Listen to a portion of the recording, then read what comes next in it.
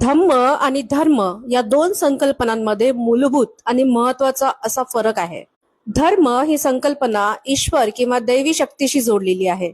धर्मामध्ये जगाचा निर्माता म्हणून ईश्वर किंवा एका ठराविक शक्तीवर विश्वास असतो. धर्मामध्ये प्रार्थना, यज्ञ, विधी आणि देवदेवतांना प्रसन्न करण्यावर जास्त भर असतो.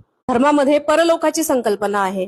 ग्रंथ प्रामाण्य हे देखील धर्माचं एक द्योतक आहे. एका विशिष्ट ग्रंथात जे लिहिलं आहे ते अंतिम सत्य मानलं जातं. त्या विपरीत धम्म हा नैतिकतेचा मार्ग आहे. धम्मामध्ये मानव केंद्रस्थानी आहे.